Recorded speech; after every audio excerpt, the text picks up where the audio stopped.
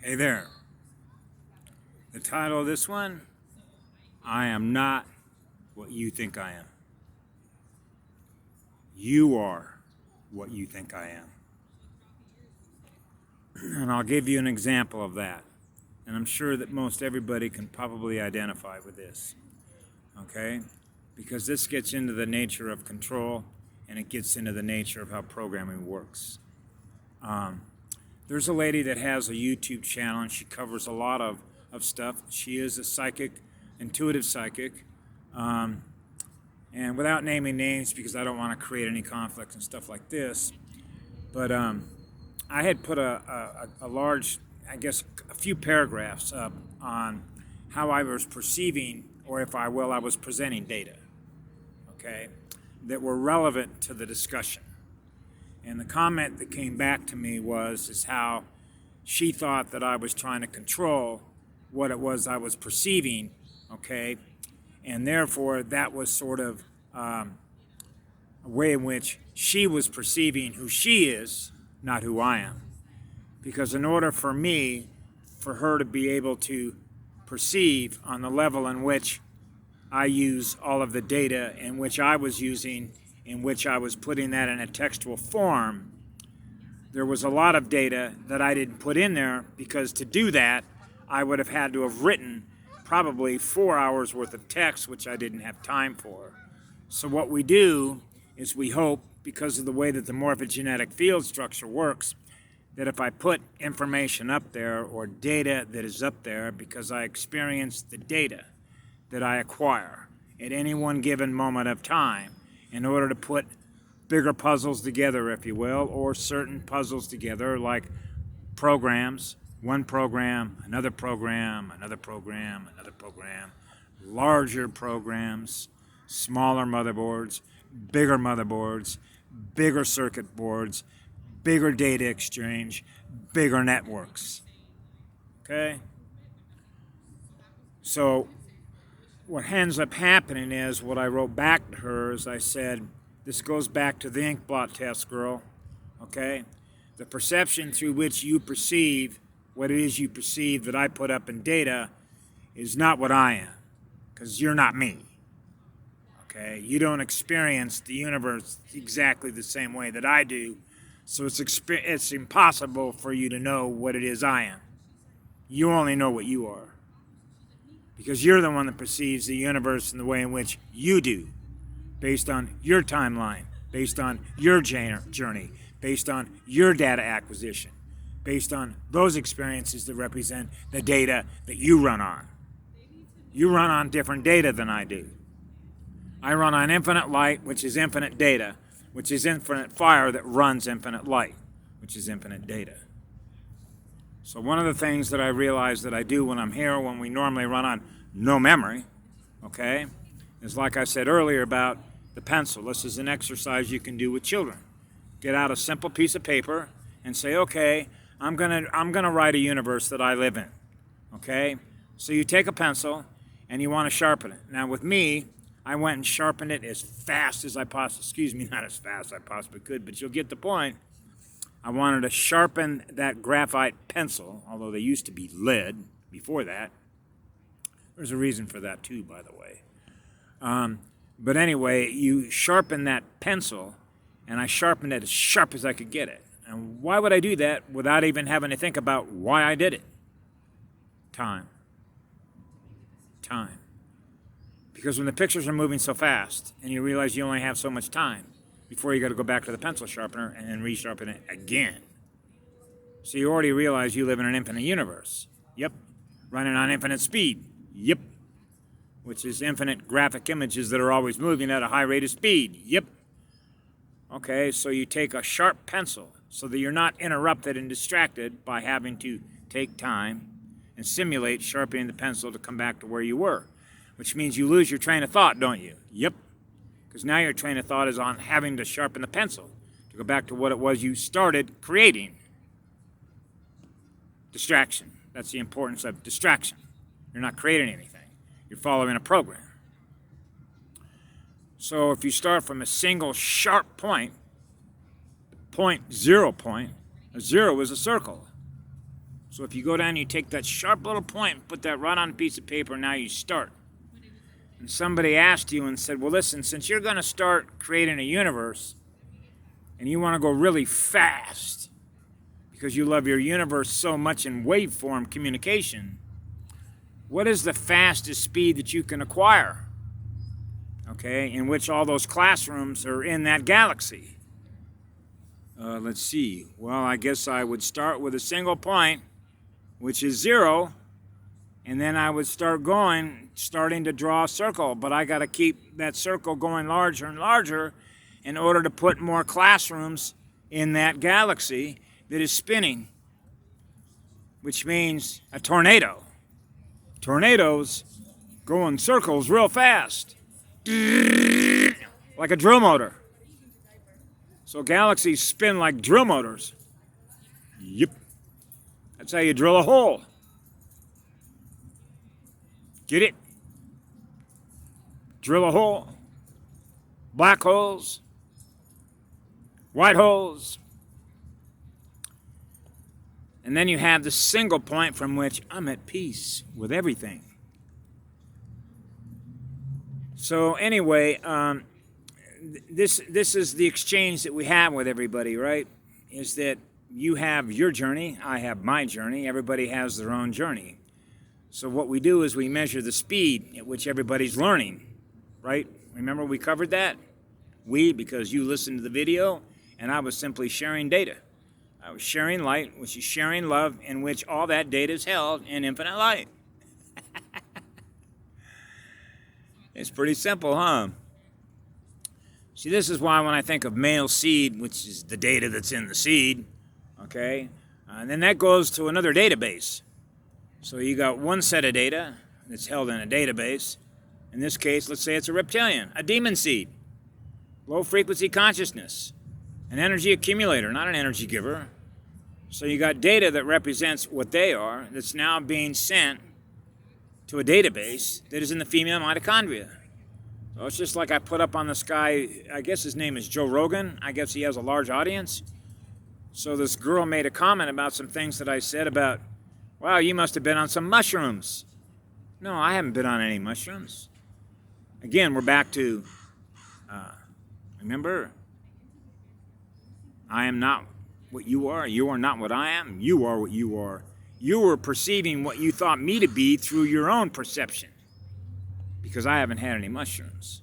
Okay, I've not had any mushrooms in my life. I have had a lot of stuff, because when you live in no fear of anything, you don't mind experimenting, because then you get to experience what that is, which is based on data. So, for example, when I was a teenager, I wasn't afraid to try anything. Hey, what's this? What is this going to do? What is this experience? That's what it is. It's an experience. You're experiencing the data that is in the seed of that mushroom. So it unfolds and becomes a mushroom that you can see. You want to experience a mushroom? You're experiencing the data. So that's a smaller program. A mini program. Okay? How much data is in that mushroom? You're experiencing the data that represents what the mushroom experiences. So that's data exchange, right? The mushroom is exchanging data with you. Now you're experiencing the data in the mushroom. So, no, I've taken a lot of peyote. Indians like peyote. They like mescaline. I've had mescaline. I had some it's not really original, but there was a time in, I guess I was 15 years of age. I met a guy whose older brother went to school at UC Berkeley, and knew a guy by the name of Osley, who was, as I remember it, the sound manager for the Grateful Dead, right? And of course, this all ties into everything else I said about the CIA, Laguna Beach, the Brotherhood, the distribution of drugs, everything that happened in South Central Los Angeles, everything with Michael Rupert being an LA narcotic detective. When you have a built-in looking glass and you're experiencing the data in real time, you already know the future self that's communicating to your now-time self while you're experiencing everything that you're experiencing right now. So you're already seeing the psychic timelines that everybody's on, that they're giving energy to, so you already know what the future is of why they're doing what they're doing now, which was the drug distribution in the 1960s. Okay, so it was no secret why they're doing this. Okay, because I was experiencing and then experiencing all the data that is represented by the distribution map of what everybody's experiencing which is all data-driven, which is the programming. Okay, yeah, I've had LSD. It was LSD 25, as I remember it, produced by Osley. It was called White Lightning. You used to take a ton of that stuff. And it simply opens up, if you will, other data.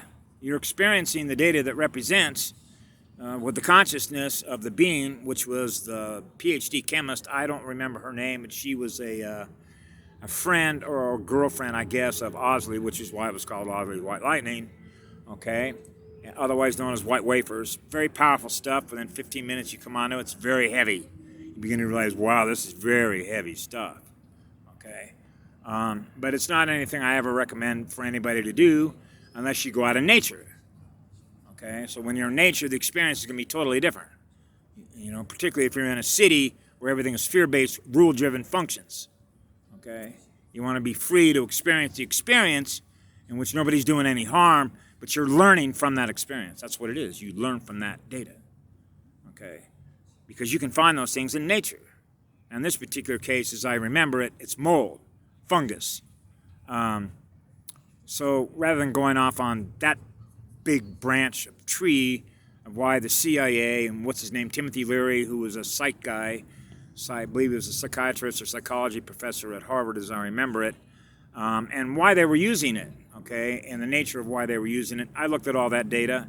That applies to everything else that we throw with all the other data, which is data analysis, which means, like, for example, I watched a video last night put on by Positive Side of 2012.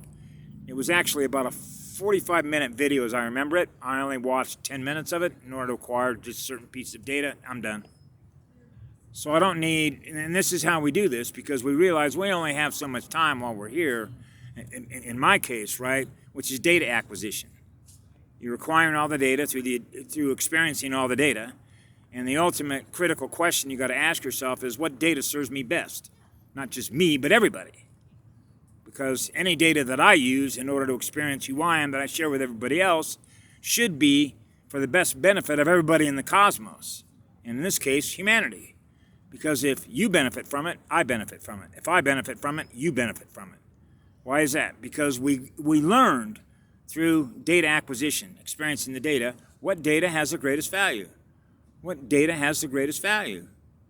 Data-driven experiences that represent at a minimum frequency what 500 million hertz is, which is what love is. Now you're a power station. And when you begin to feel, hey, I got all the energy I need, well, then you're not needing to take any energy from anybody else, are you? Nope. Well, that becomes a self-sustaining power station all by yourself, yeah. So you are automatically not doing things to harm anything else in which they're experiencing something lower than what they are. That's right. Now they're free to express themselves as they are. Just like when you're around a bird. Allow a bird to express what a bird is. That's the best way to know what anything is, that it's original identity. When it's living in fear of being able to express itself, you're not ever going to know what it really was in the beginning. That's a crime.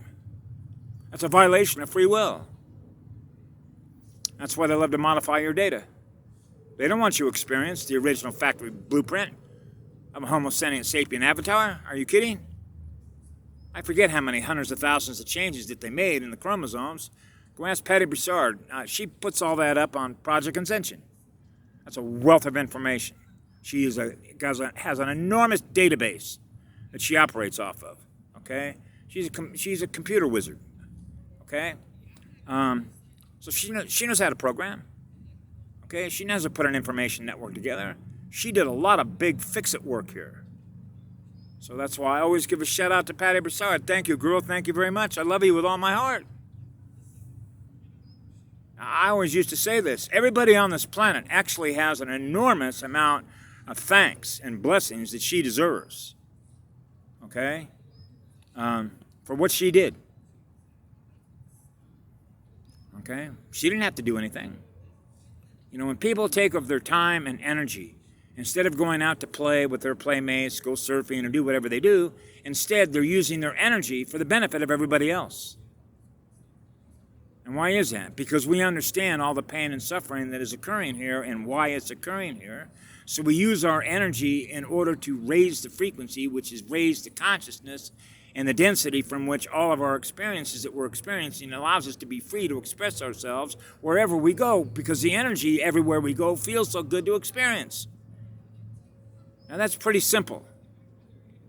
So I can feel that energy rising, but I also understand there are beings that are going to be very uncomfortable with that energy. Now, I experienced that yesterday with a couple of guys. When I mentioned to him, I said, you realize we're sort of purging the predators off the planet, right? And he looked at me and says, yeah. He says, you got love in your heart for me? And I said, absolutely. So I could feel the resistance in him. One of the things when you are a deeply empathic person, you're reading their energy signature. So you can tell whether anybody's holding resistance, whether those are just words and acknowledgement. Remember, we get back to just because you have knowledge, which means you're aware of what the knowledge is, doesn't mean that you're living that knowledge. When you are what love is in living spirit, you're living the truth that you believe in. So I can tell you all this stuff, and you can Xerox it in a classroom to somebody else. Then I can go back 2 or 3 days later and find out that you're not living that energy at all. You know the knowledge, okay? But that doesn't mean you're living it. And living it is living it in waveform communication energy, because you're transmitting the energy that represents the truth of that knowledge. That's the difference. That's why the tribes are the ancient knowledge keepers of knowledge that goes back to the beginning of time, inception. That's why they were the teachers. That's why they are the teachers, the peacekeepers, and the healers here. So I'll leave you with that. Hopefully it resonates. If it doesn't, that's okay too, because everybody has their own journey, and what we measure is the speed at which all of our journeys are taking place, because we are the sum of all of its parts, which represents the evolution of all of its parts, which represents the evolution of what it is that we're learning in order to be our own self-sustaining copper-top batteries. Okay? So we're not needing any energy from anybody else, so that we can all live in peace. Wouldn't that be cool? Anyway, I'll leave you with that for the day. Have a great day. I love you all. We're going in the right direction. I do know that. The speed of the wave is speeding up. Brrr.